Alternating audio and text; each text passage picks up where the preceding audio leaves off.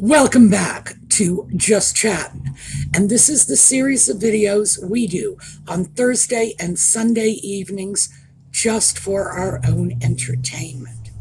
So for all you Audie fans, it's a sunny day and it's been rather chilly lately, so today it's going to go up into the mid-70s. So Audie is outside sleeping in a patch of sun on the patio. In fact, I can see him from here, so I know where he is. He has not been a very good cat lately. Again, as I mentioned, the temperature has been dropping, so I had to bring my houseplant, my one houseplant, in from outdoors. I leave it out on the patio in the summer, bring it in the winter. It seems to like that. It thrives on benign neglect, which is very good for me as a husband of houseplants. Yeah, benign neglect is my specialty. And this thing has survived for 3 years. It's a Dracaena. They say those things could survive an atomic war. So, hey. But Audie seems to feel the plant is in competition with him because the plant is in a moderately but not overly sunny window that happens to be right next to the very sunny window in front of Audie's cat tree. So he has been leaving his cat tree and going over to the table where the plant is located and slowly pushing the plant out of the way. He is just determined to send his competition over the abyss and into the great beyond. So yeah, my cat is jealous of a houseplant. I have no idea what I did to deserve this. No idea. But yeah, that's life at my house. Okay, yellow. And as you can see, we've got our yellow here for Catherine, for Lex's mom, for everybody dealing with cancer. We are just wishing all of you the very, very best. So we are going to take a very quick break for the intro, and we'll be back in 22 seconds.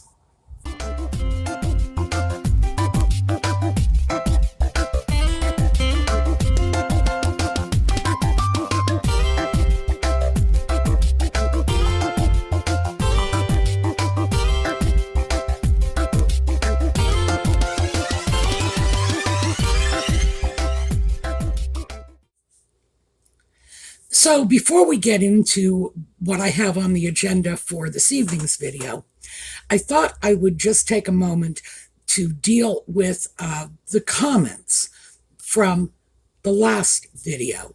And this is the one in which I was talking about all of the divorce separation headlines for Nutmeg and the Sock Puppet.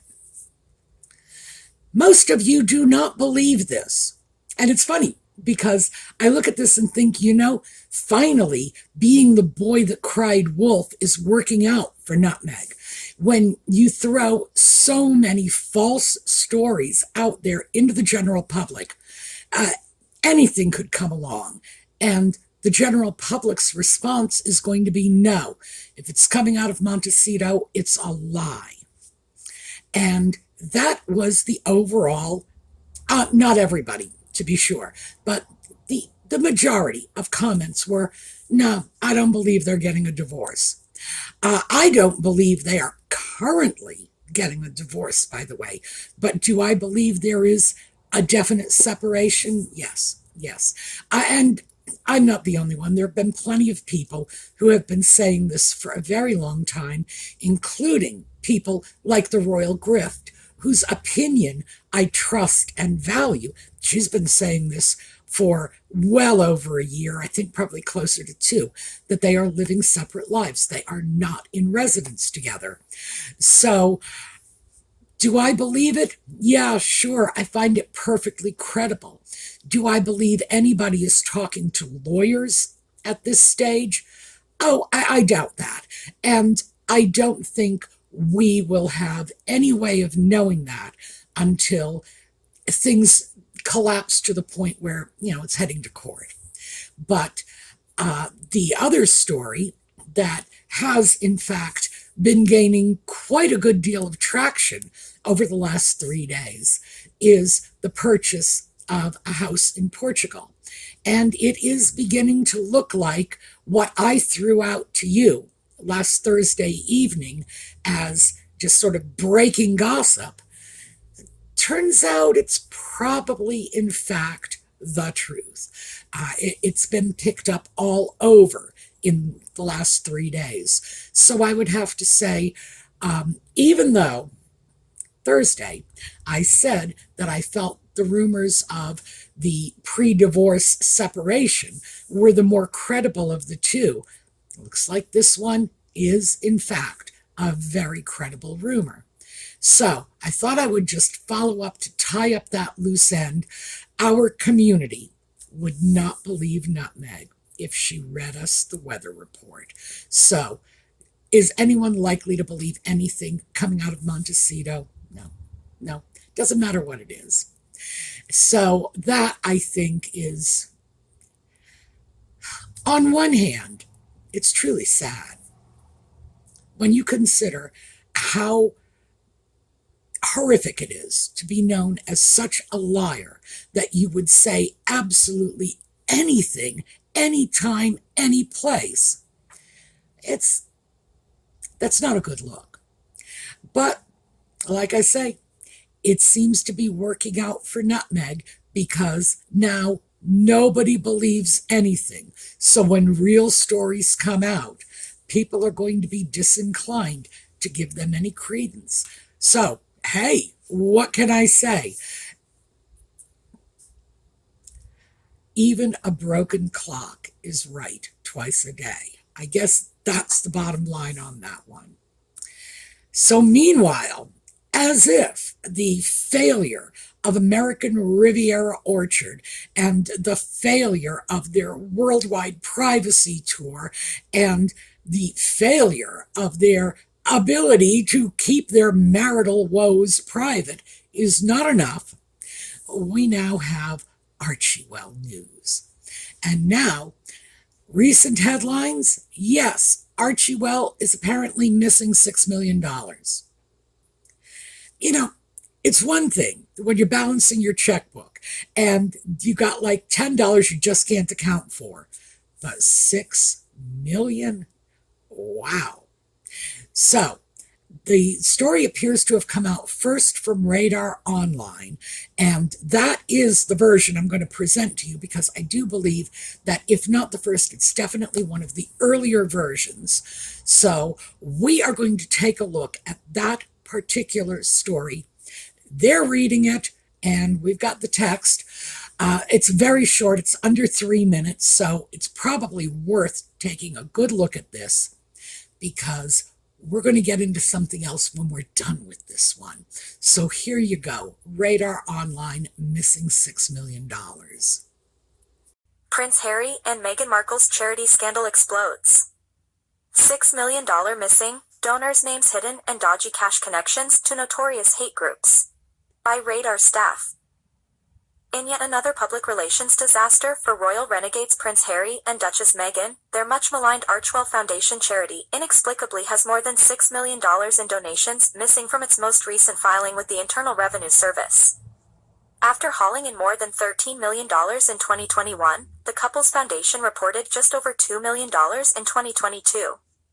But in separate filings for the 2022 to 2023 fiscal year, benefactor Fidelity Charitable reported contributing $6 million to Archewell, while Tis Best Philanthropy reported granting the organization $10,050. Yet Archewell claims it only received two separate $1 million grants from anonymous donors, RadarOnline.com has confirmed. While the discrepancy could be explained over the timing of the grants and be included in the charity's November 15, 2024, filing, sources said it still raises red flags. Noted an insider, since they abandoned their duties in Britain, it seems everything Harry and Meghan do turns into a problem. It may just be a case of both of them being incompetent rather than trying to cheat anyone, but it certainly doesn't do much to win over any admirers or investors in their for-profit ventures. Along with the missing loot, Archewell got into hot water for allegedly not filing an annual report or submitting renewal fees with the state of California. In fact, in May, the state's Department of Justice banned Archewell from doing any further fundraising or distribution of funds. The foundation first blamed the delinquency notice on the renewal fee check getting lost in the mail and then on the California Attorney General's office for not processing it, further adding to the confusion. Despite the mixed signals, Archewell soon regained its active charity status, allowing it to raise and spend money. But more damage has no doubt been done to the royals' reeling reputation. Harry, 40, and Meghan, 43, moved to California with high hopes of striking it rich. But Spotify axed a $20 million deal, with one irate exec branding the runaways "fin grifters." What's more, a blockbuster $100 million deal with Netflix is said to be on thin ice. Meanwhile, the Diva Duchess' highly touted lifestyle line, American Riviera Orchard, has floundered getting out of the starting blocks. Harry and Meghan seem to have the opposite of the Midas touch, noted the insider. Everything they touch turns into poop. So overall, I thought that article was reasonably well written, and it covered almost everything that the title promised, but not quite. So let me just read you that title again. Prince Harry and Meghan Markle's charity scandal explodes. 6 million missing, donors' names hidden, and dodgy cash connections to notorious hate groups. I don't know about the rest of you, but I did not see anything in that article about dodgy connections to notorious hate groups. And I read the article many times. Not sure where that's all coming from. But that is absolutely not what I got out of this. Now, obviously, I'm going to follow up on this because there may be a dodgy connection with a notorious hate group somewhere. Maybe they're talking about the Sussex Squad. I really don't know. Yes, the fact that much of their contributions are coming from anonymous donors is certainly a concern. I would be very, very leery of any charity that got massive donations, and this is not the first time they have got massive donations from organizations that have gone nameless, been left anonymous. I don't know about that. It does make you wonder. I prefer charities that get small donations, grassroots donations from ordinary folks, rather than charities that are getting massive donations, often from special interest groups. That always makes you wonder. Not to say there's always a fire because there's smoke. No, not necessarily so. Occasionally, very large special interest groups will attempt to assuage their guilty consciences by making contributions. That's the decent thing to do. Who knows? But yeah, this was definitely a little off-putting. Yep, apparently there's $6 million that is not accounted for in the books. Now, as the article pointed out, although they didn't hammer it home, Nutmeg and the Sock Puppet do, in fact, have about 3 more weeks to pony up this information for the November 15th filing. Great. But we'll have to wait and see, because they haven't been particularly good about their filings. And, in fact, in the past, they've had some pretty serious problems. So because this article raised the issue of Archewell's past dealings, I pulled another Radar Online article, and this one is not dated, but I believe it is from 2021. And again, short article. I thought we'd take a look at this one too, so here you go. Prince Harry and Meghan Markle's charity reportedly still owes close to $100,000 to nonprofit enterprise, despite couple's multi-million-dollar media deals. By Bernie Zilio.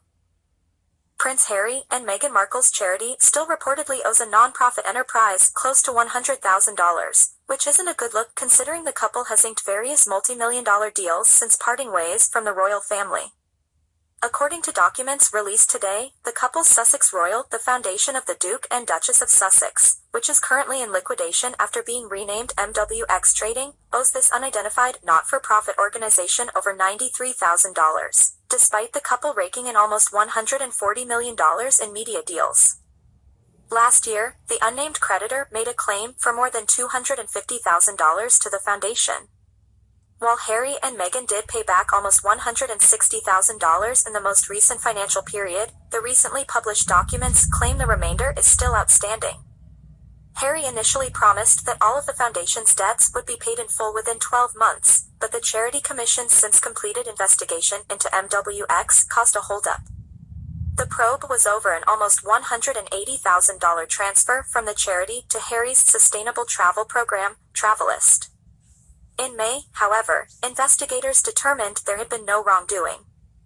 It's unclear why the remainder of the claim has not been paid, if the couple currently has deals with Netflix, Spotify, and publishers totaling 9 figures. In theory, they should have plenty of personal funds available to pay the outstanding amount.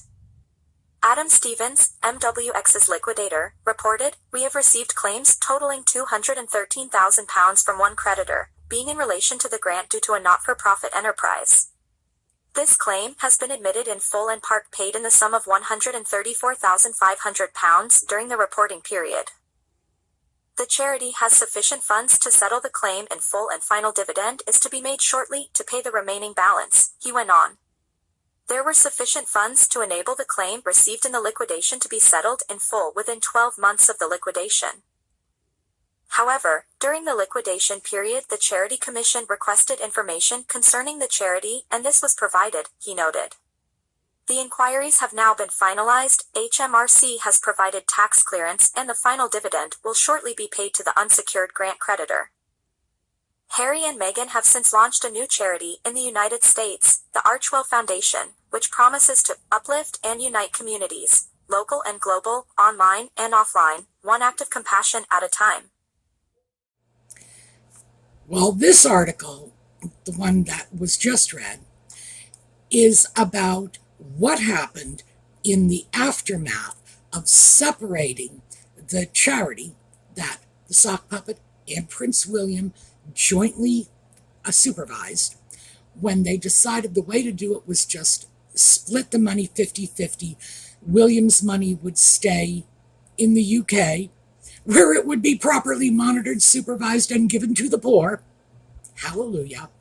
Whereas the sock puppet's money was going to go to the US, where it would not be properly supervised, because, of course, it was not necessarily going into a properly regulated charity. This is a foundation. This is not a charity. And most people just sort of confound those terms. Charity, foundation, whatever. And much of this is because of the virtue signaling of the sock puppet and Nutmeg, claiming that Archewell is a charity and Archewell is giving money to the people and Archewell is doing so much good and theirs is a life of service. Please. Well, from the get-go, Archewell was under a cloud with a lot of money unaccounted for, debts unpaid, even though Nutmeg and the sock puppet had personal income coming in. The amount of money they spent on legal fees simply to close out one charity and transfer money to another was, all right, I can't say it was criminal because nobody went to jail for it, but Lord knows somebody should have. The idea of spending virtually every penny of a charity's money to just close it down that's obscene. It's absolutely obscene. And the truth is, anybody who gives a nickel to Nutmeg, the sock puppet, or any of their so-called charitable endeavors really needs to have their head examined. I'm sorry to say it, because I never want to criticize anyone for a philanthropic impulse, for that impulse of charity. We want to do some good. Here's some money. Let me help you. No one should be criticized for that. But in this case, yeah, because nobody knows what is going on with this so-called charity. Now, the thing is that most charitable organizations make, if not their entire corporate books available to the public, at least a synthesis. They go in, they have accountants who will go through the books, create a report. They might not give out information. For example, they might not give out the details of every person on the payroll and their salary. They might protect people's privacy in that way. I get that.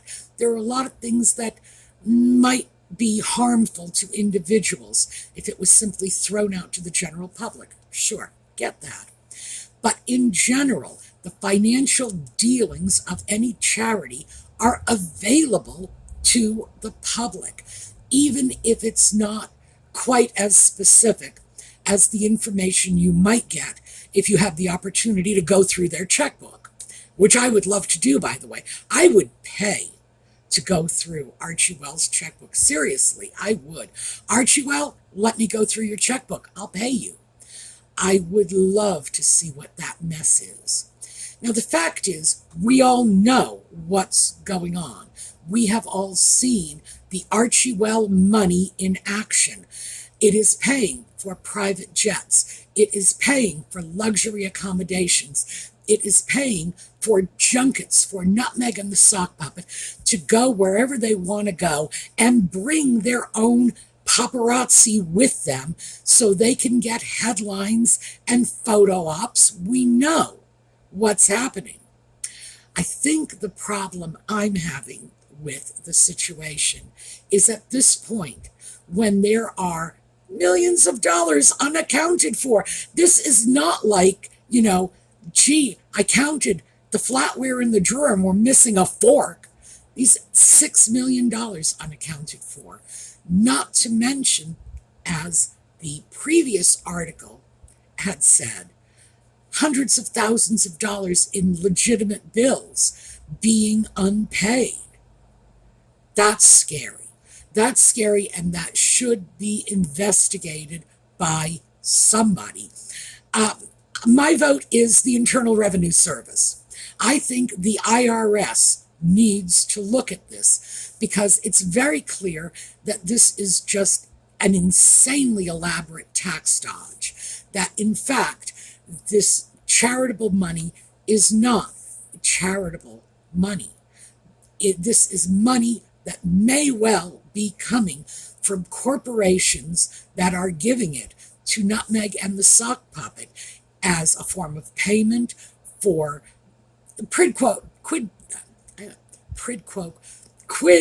quo. Gosh, I can't believe how badly I butchered that. As a quid pro quo. Nutmeg and the Sock Puppet give their organization a little bit of a boost. They give Nutmeg and the Sock Puppet something. We saw that with the NAACP awards. Nutmeg and the Sock Puppet get an award, and then Archewell immediately underwrites another award of equal value. I just don't see getting any more quid pro quo than that. That's the very definition. Somebody needs to look at this because it's a tax dodge. I think we are all very, very clear about the fact that it's a tax dodge, and I think somebody needs to step in.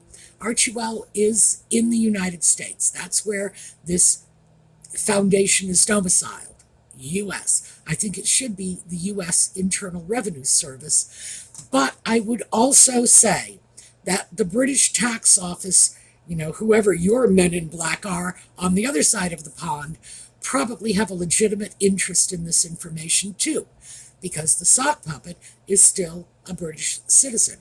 And I have no idea what his tax liability might be, regardless of where he's earning the money. That has to do with UK tax law, and I know almost nothing about, I know almost nothing about British taxes. The only thing I know about British taxes is 1776. So nothing in the way of British taxes is ever going to sit well with me, but they probably do have a legitimate interest in the matter. And certainly, I think somebody from the UK should be looking at where those UK charity donation dollars that were originally separated between William and the sock puppet and made their way to the US. I think the UK has a vested interest in knowing what happened to that money because it's never been accounted for. It has not. And what little bit has been accounted for was squandered. It was absolutely squandered. It was an enormous, just an absolutely enormous amount of money, and I'm sure not all of it was reported, just to close down a charity. And that is the kind of work that a competent paralegal could do in a day or two. You do not need a high-priced law firm for that. You just need a competent person who knows the ropes to go through and shut it down. It is that simple.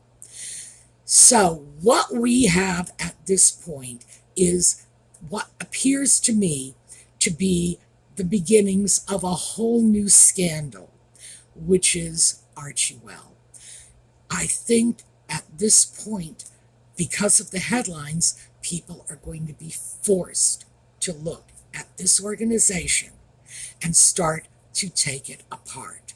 I think the IRS ought to do it just because of the tax implications of what is or is not going on in that organization. But I think there is a certain right of the people to know when an organization is getting a tax break because it is allegedly doing charitable work. Remember, they don't pay taxes. You pay taxes for them. So I think we may be hitting a turning point on this too. But yeah, they are not getting that sort of quiet protection from the media they once got. And all the chickens are coming home to roost now. So that is what I have for you today. We are going to take a look at a slideshow on the way out. I hope very much to see you all next time, but in the meantime, have a terrific day.